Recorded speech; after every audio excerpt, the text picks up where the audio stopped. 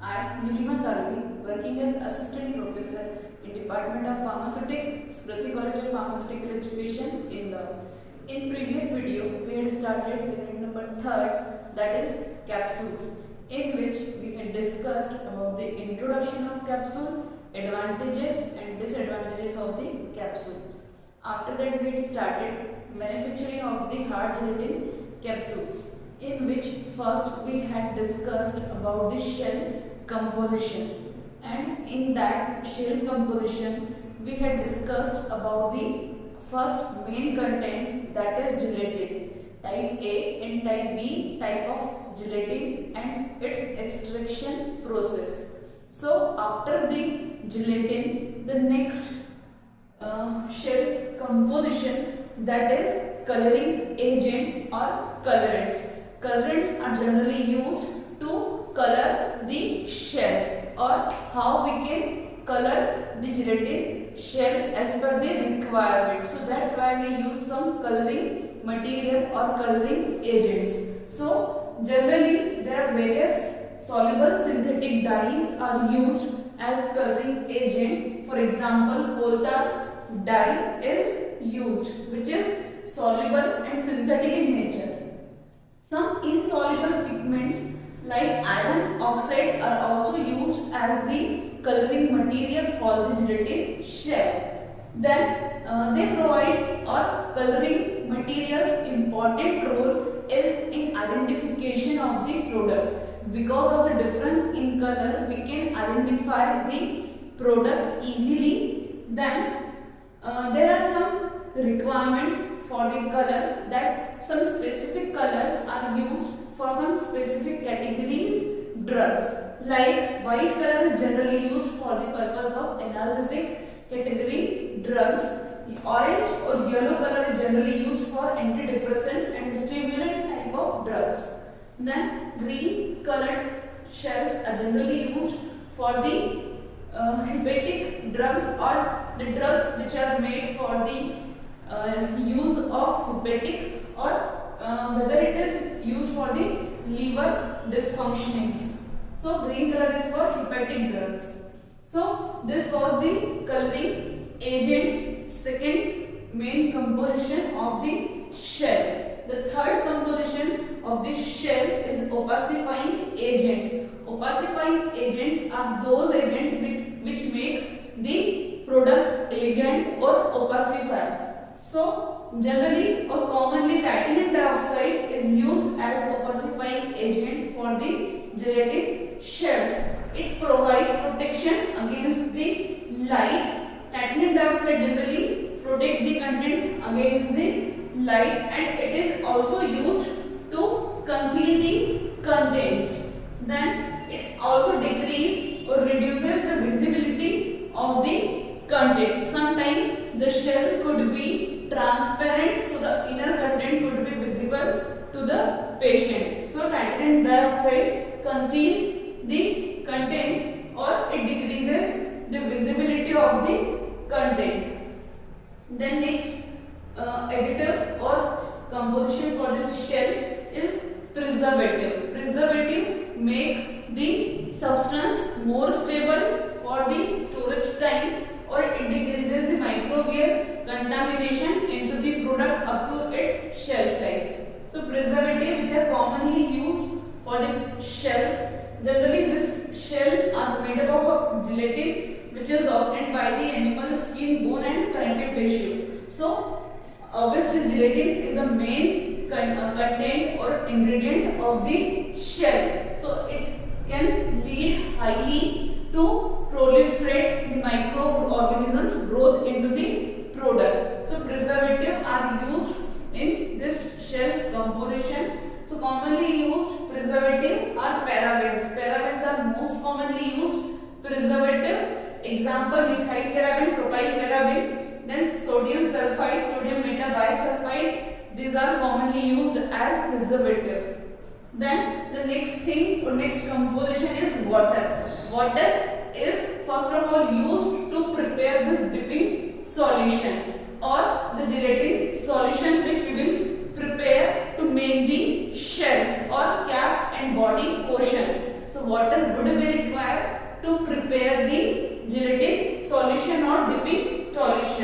Generally hot demineralized water is used for this purpose. So 30 to 40% solution of the gelatin is prepared into the stainless steel tanks and the vacuum is applied if there is any air bubble or entrapped air into the gelatin solution. Practically, as we see that whenever we will prepare a gelatin solution, there are lot of air get entrapped into that solution. So we can keep the solution aside to remove the entrapped air at small scale or at the laboratory purpose.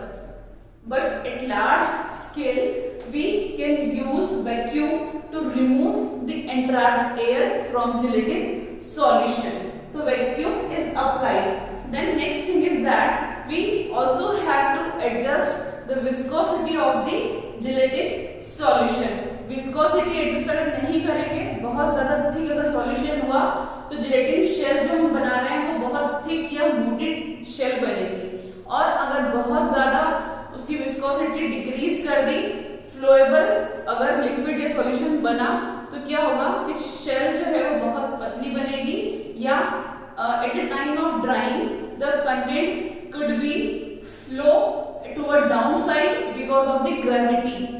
So the viscosity should be adjusted to control the thickness of the shell. Then the content of water which we are using to prepare the gelatin shell should be optimum enough. If the water content would be high into the gelatin shell, so the shell could be sticky or soft in nature. And if the water content is less as per the optimum, then the gelatin shell would be brittle in nature and it could get breakdown later on during the handling in further processes of filling of content into the shell. So the water content should be enough optimum as per the requirement of the product. So this was all about the shell composition की gelatin shell बनाने के लिए हमको कौन कौन सी चीजों की जरूरत होती है. So this was first main point in manufacturing of gelatin capsule. Second thing is that कि कंटेंट हमने सारा पढ़ लिया कि कौन कौन से कंटेंट को मिला के हमें जिलेटिन शेल बनानी है. Now the method of preparation of that gelatin shell. अब इस कंटेंट से हम शेल को कैसे बनाते हैं. So the shell manufacturing method. The method through which we can prepare the shell is known as dipping process, है ना.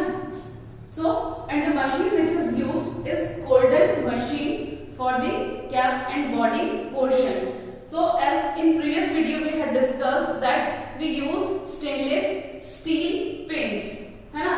क्या होता है, स्टेनलेस स्टील की बनी हुई पिन्स होती हैं जिनको हम जिलेटिन सॉल्यूशन में डिप करके आउट करते हैं. ठीक है, तो ये जो सॉल्यूशन स्टिक हो गया है आपके स्टेनलेस स्टील की पिन के ऊपर. ठीक है, तो प्रैक्टिकली अगर हम समझे तो पहली स्टेप है डिपिंग. डिपिंग का मतलब होता है कि ये जो पिन है इसको आपको डिप करना है into stainless steel into gelatin solution. Gelatin solution में आपने पिन को डिप किया, दैट इज डिपिंग प्रोसेस. ठीक है, सेकेंड थिंग और सेकेंड प्रोसेस इज रोटेशन. अब क्या होता है, जैसे आपने इसको डिप करके आउट किया, ठीक है, तो उसी टाइम क्या होता है, ये पिन जो है रोटेट होके ये एलिवेट होती है लाइकवाइज. ठीक है, तो जब ये ऐसे रोटेट होती है इट मींस व्हाट, जो कंटेंट है ना, जो इस पर कंटेंट एडहेयर हुआ है पिन के ऊपर, तो कंटेंट अगर बहुत ज्यादा विस्कस है या फ्लोएबल है तो वो मूव करना शुरू करता है स्पिन के ऊपर. ठीक है, अगर इसको एलिवेट नहीं करेंगे तो जो नीचे वाला जो पोर्शन है यहीं पर आपके जिलेटिन की बीड फॉर्म होती है. ठीक है, तो बीड फॉर्म होने के कारण इसका वेट जो है, थिकनेस जो है वो वेरी करेगी. अनइवन जिलेटिन डिस्ट्रीब्यूट होगा on the surface of pin, इसलिए हम इसको एलिवेट कर देते हैं. ठीक है, आफ्टर दैट रोटेशन, है ना. रोटेशन के बाद क्या होता है कि हम स्टार्ट करते हैं ड्राइंग प्रोसेस. अब ये जो कंटेंट आपकी पिन पर है हमको इसे ड्राई करना है. So we use ovens for that purpose of drying. बहुत ज्यादा ड्राई नहीं होनी चाहिए पिंस, ये कंटेंट, या बहुत ज्यादा उसका अगर ओवर ड्राइंग कर देते हैं तो शेल जो है वो ब्रिटल होगी. अगर कम ड्राई करेंगे तो स्टिकी टाइप की आपकी शेल बनेगी. ठीक है, ड्राइंग के बाद है स्ट्रिपिंग। स्ट्रिपिंग में हम क्या करते हैं कि कैप और बॉडी पोर्शन जो है उनको स्ट्रिप आउट करते हैं फ्रॉम दिस पिंस, ठीक है। और स्ट्रिपिंग के थ्रू जो है हम इनको जो कैप और बॉडी पोर्शन है उसको पिन के थ्रू आउट करते हैं। This help in to release the cap and body portion from the stainless steel pins. The next is trimming. तो ट्रिमिंग में हम क्या करते हैं कि ट्रिमिंग में अब ये जो कैप और बॉडी पोर्शन आपने बना लिए हैं, ठीक है, as per the required length, वो कितनी लेंथ रिक्वायर्ड है उसके अकॉर्डिंग नाइफ के थ्रू हम कटिंग कर देते हैं कैप और बॉडी पोर्शन की, ठीक है, दैट इज ट्रिमिंग। जॉइनिंग में क्या होता है कि कैप और बॉडी पोर्शन को टुगेदर ज्वाइन करके आप एक सिंगल खाली कैप्सूल की एंटायरिटी या जिलेटिन शेल जो है हम बनाते हैं, ठीक है। So these were the various steps. Now we will discuss the steps into the detail. So start with the first dipping process. In the dipping process, cap and body portion are formed. ठीक है, pin जो होती है वो stainless steel की बनी होती है।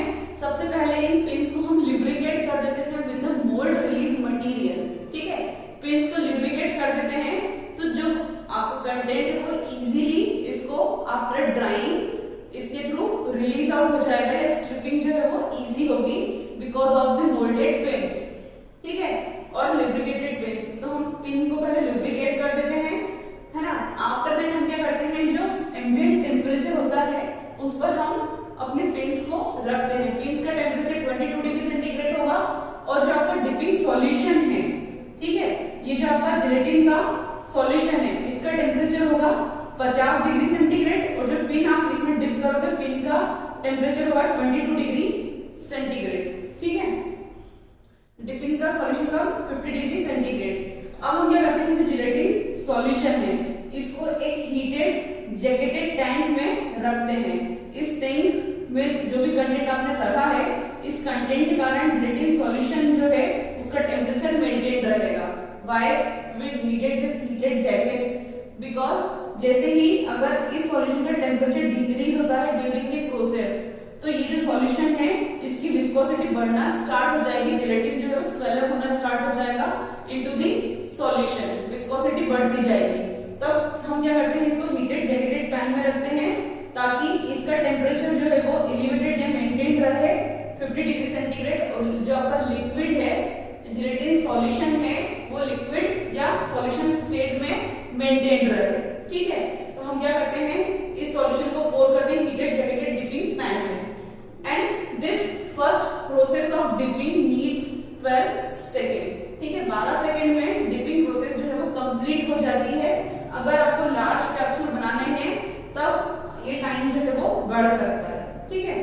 Second step is rotation. अब क्या होता है रोटेशन को after withdraw pin from the solution, जैसे ही इन पिन्स को आपने जिलेटिन सॉल्यूशन से विड्रॉ किया, ठीक है, हम इनको एलिवेट करते हैं एंड रोटेट करते हैं 2.5 time until they are facing upward। जैसा मैंने आपको बताया था कि जैसे ही आपने पिन को जिलेटिन सॉल्यूशन से बाहर निकाला हम इनको रोटेट करते हुए अपवर्ड डायरेक्शन में 2.5 टाइम रोटेट करते हैं, ठीक है, until they face upward direction, ठीक है।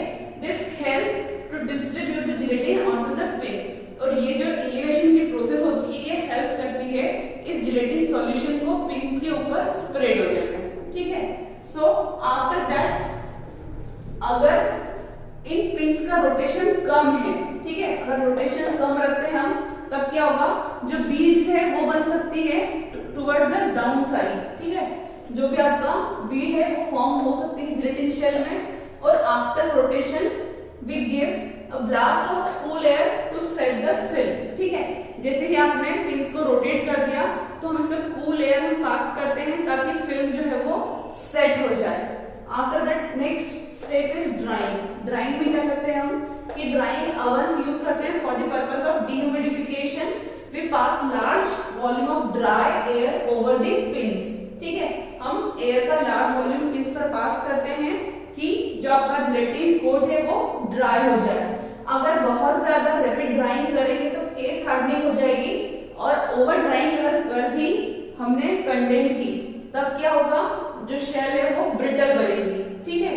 So this was drying. Next is stripping. Stripping are done with the help of bronze jaw and bronze जो मेटल होती है much more softer than the stainless steel. So that's why we use bronze jaw. In this stripping process we prepare cap and body portion. ठीक है, यहाँ पे हम cap और body portion जो है वो बनाते हैं.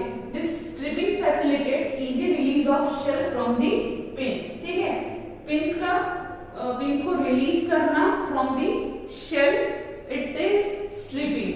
Next is trimming. There are knives are brought against the shell and we trim the shell as per the required length into cap and body portions. ठीक है, after that joining, the two parts are aligned concentrically into the channels and the two portion are slowly locked together. cap और body portion जो है उसको हम एक concentrically channel में align करते हैं और दोनों portion को lock करते हैं together to make empty capsule.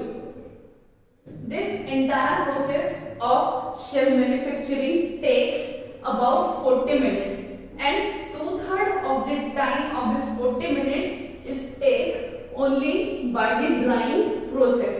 Drying process जो है सबसे टाइम उसी में लगता है. ठीक है, and lastly or we can say the seventh step is polishing.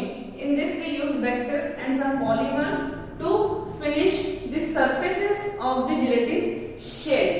ठीक है, so we can polish the surface. So this was all about the shell composition and shell manufacturing. Now after the manufacturing of the shell, now we are going to start with the sorting process. So after this shell composition, second point was shell manufacturing through dipping process, and third thing is sorting. The fourth is printing, fifth is size and shape, sixth is sealing and self-locking closure, and seventh is storage, packaging and stability consideration. So now what we do in sorting process. Sorting का मतलब होता है छांटना. ठीक है, so sorting में हम क्या करते हैं, जो कैप और बॉडी पोर्शन हमने डिपिंग प्रोसेस के थ्रू बनाए हैं. ठीक है, तो उन कैप और बॉडी पोर्शन को हम विजुअली पहले छांटते हैं कि अगर कुछ इम्परफेक्शन या कुछ इम्परफेक्ट या डैमेज्ड कैप या बॉडी पोर्शन है तो उनको मैन्युअली फर्स्टली हम रिमूव करते हैं. So that is sorting process. In this sorting process the first of all the moisture content, जो मॉइस्चर कंटेंट होता है कैप और बॉडी पार्ट का, that is up to 15 to 80% when they ejected from the pins. ठीक है, जब हम pins के थ्रू इजेक्ट करते हैं, ये फिनिश्ड हमारी शेल्स होती हैं, तो उनका at that time the moisture content जो होता है that is 15 to 18%. So in adjustment of moisture content is done into this sorting process. Moisture content को हम एडजस्ट करते हैं into sorting process. Then capsule firstly pass through moving conveyor. ठीक है, moving conveyor belt होता है जिस पर जो आपके कैप और बॉडी है वो मूव करते हैं थ्रू दिस चैनल. ठीक है, मैन्युअली आपका जो बेल्ट है, कन्वेयर है, वो मूव करता है इलेक्ट्रॉनिकली और हम उसको एग्जामिन करते हैं विजुअली और मैन्युअली जो है रिमूव करते हैं defective pieces of cap and body. इसमें क्या करते हैं कि डिफेक्टिव पीसेस मतलब क्या, इम्परफेक्ट कट. अगर इम्परफेक्ट कट या रिक्वायर्ड हमारे जो कैप और बॉडी की लेंथ है उसके अकॉर्डिंग अगर कट्स नहीं है तो हम उसको इम्परफेक्शन में काउंट करते हैं. Then dented cap. It means that अगर कैप या बॉडी पार्ट में डेंट है, ठीक है, अगर कहीं से वो उसमें डेंट है तो हम उसको हटा देते हैं. Capsule with holes. अगर कहीं होल बन गए हैं कैप या बॉडी पार्ट में तो उन्हें रिमूव कर देते हैं. Then long bodies. अगर एक्सेप्शनली लॉन्ग बॉडीज बनती हैं तो उनको रिमूव आउट कर देते हैं. If there is mark on to the edges. अगर एजेस पर सरफेस पे कोई मार्क रह गया है then it would be count as imperfection. Some of the splits, अगर कुछ पार्ट स्प्लिट हुआ है then again it is imperfection. And if some grease remains inside. अगर कैप या बॉडी पार्ट के अंदर कुछ ग्रीसी कंटेंट या ग्रीस रह जाता है, ये कुछ जेलेटिन जो कंप्लीटली ड्राई नहीं हुआ है वो ऐसा काउंटेड इट एज इम्परफेक्शन।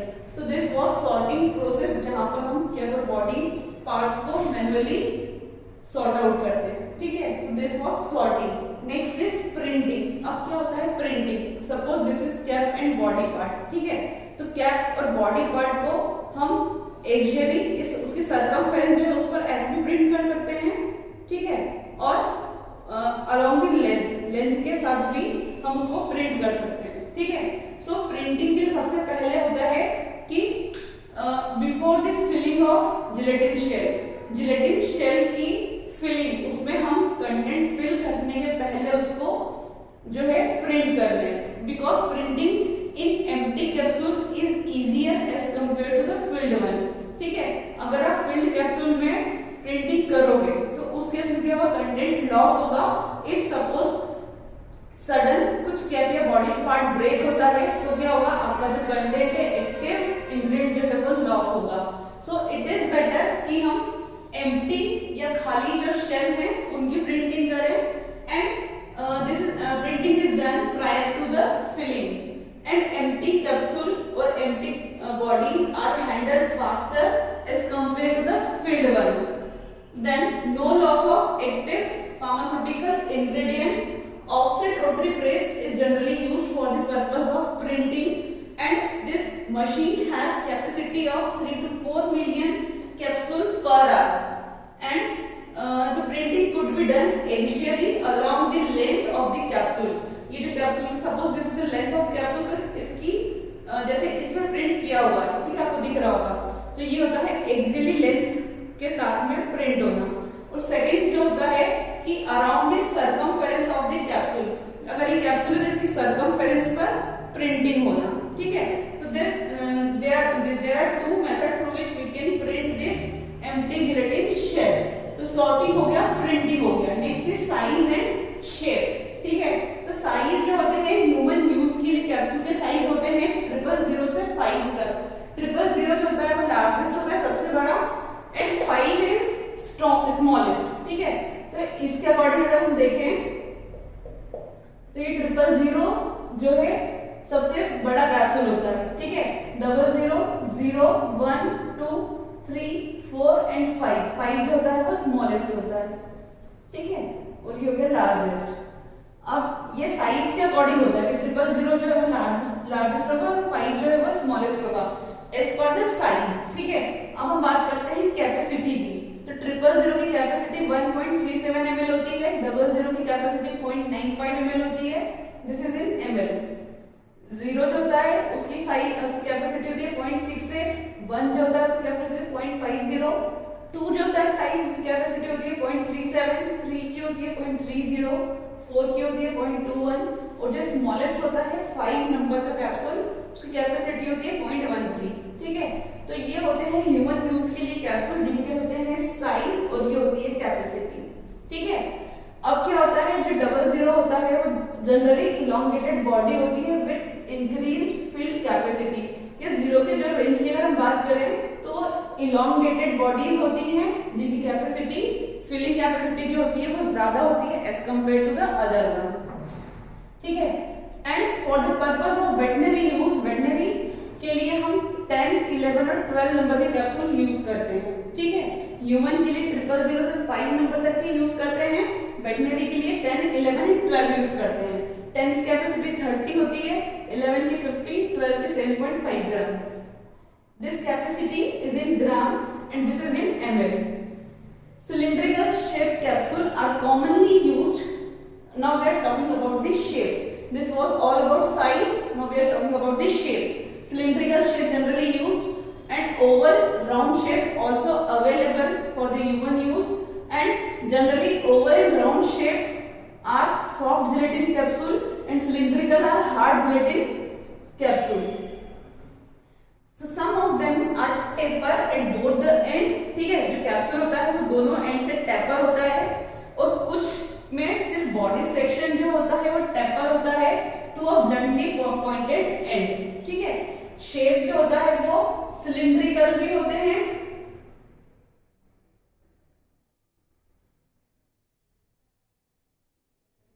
ठीक है, राउंड होते हैं, ओवल होते हैं, इनमें से कुछ होते हैं जो किसी एक एंड से टेपर्ड होते हैं, ठीक है। आपने आईज के जो ऑइंटमेंट जो होती है वो पैक होती है टेपर्ड एंड वाले कैप्सूल से, वो होते हैं सॉफ्ट जेलेटिन कैप्सूल जो एक एंड से टेपर होते हैं, ठीक है। तो ये होते हैं body section tapered to a bluntly pointed end. This was all about the size and shape of the capsule. Next thing is sealing and self locking closure. Sealing का मतलब ये होता है कि कैप और बॉडी पोर्शन को join करना, ठीक है, आफ्टर द प्रिंटिंग।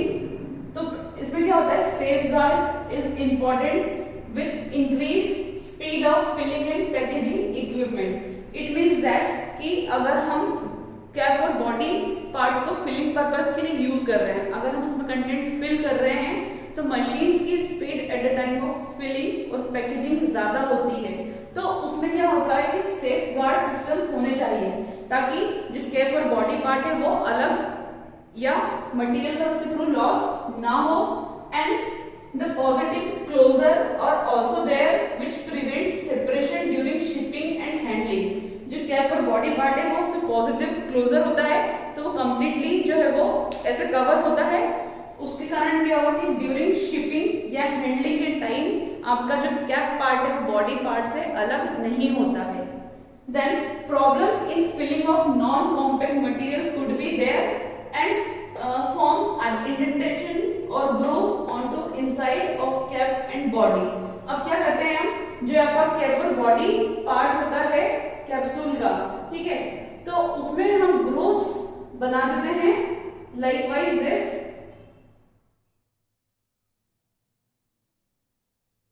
तो क्या होगा, ये जो पार्ट है वो इस पर फिट होके सो कंप्लीटली कवर कर देगा, ठीक है। So this is known as positive closure। So this was sealing and self-locking closure। Then storage, packaging and stability consideration। So finished product or finished gelatin shell contain 13 to 16% moisture and we have to maintain the humidity up to 40 to 60% during the handling or storage purpose। जो finished material होगा उसकी humidity 40 to 60% हमें maintain करनी होती है during handling or storage purpose। So this was the about the hard gelatin shell manufacturing, composition, how we can sort, print and we can store them as per the requirement, ठीक है। In next video we will discuss about the filling mechanism or how we can fill the hard gelatin shell with the active content। Thank you।